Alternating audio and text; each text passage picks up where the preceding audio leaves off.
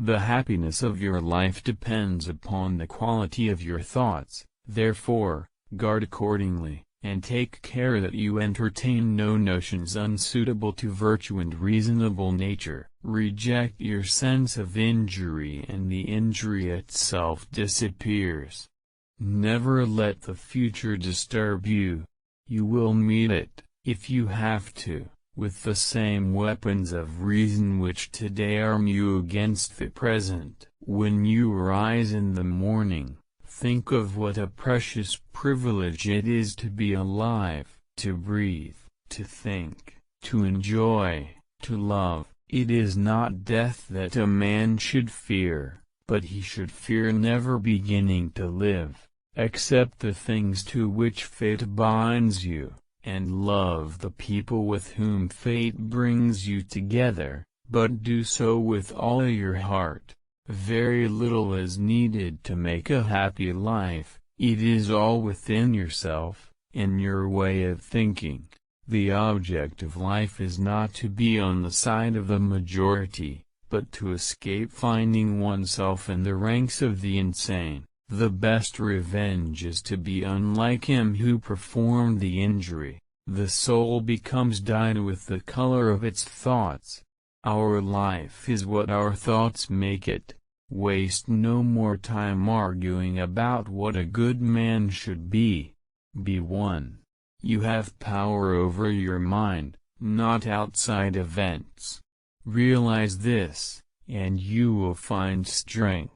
If it is not right, do not do it. If it is not true, do not say it.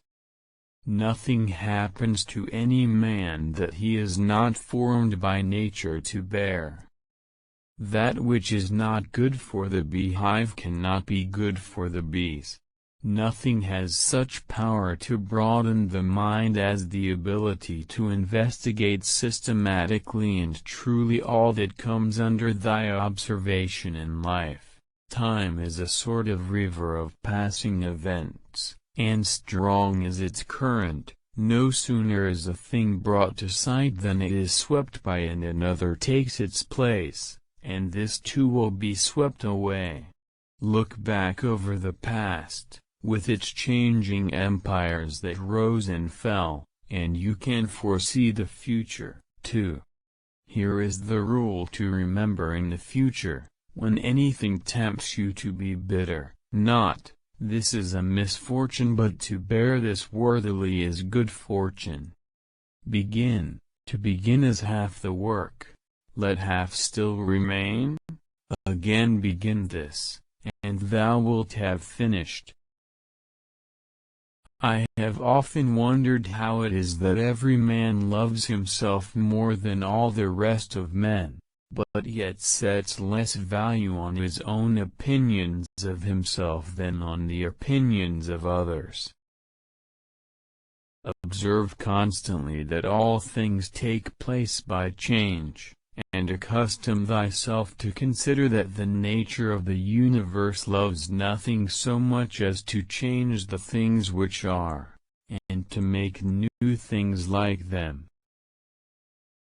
Because your own strength is unequal to the task, do not assume that it is beyond the powers of man, but if anything is within the powers and province of man, believe that it is within your own compass also. We ought to do good to others as simply as a horse runs, or a bee makes honey, or a vine bears grapes season after season without thinking of the grapes it has borne. A noble man compares and estimates himself by an idea which is higher than himself, and a mean man, by one lower than himself. The one produces aspiration, the other ambition, which is the way in which a vulgar man aspires. Anything in any way beautiful derives its beauty from itself and asks nothing beyond itself.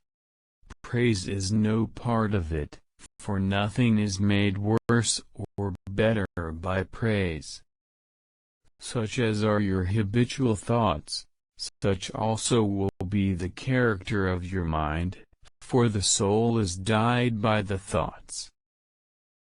Death is a release from the impressions of the senses, and from desires that make us their puppets, and from the vagaries of the mind, and from the hard service of the flesh. Perhaps there are none more lazy, or more truly ignorant, than your everlasting readers. How much time he saves who does not look to see what his neighbor says or does or thinks. Because a thing seems difficult for you, do not think it impossible for anyone to accomplish. A noble man compares and estimates himself by an idea which is higher than himself, and a mean man, by one lower than himself. The one produces aspiration, the other ambition, which is the way in which a vulgar man aspires.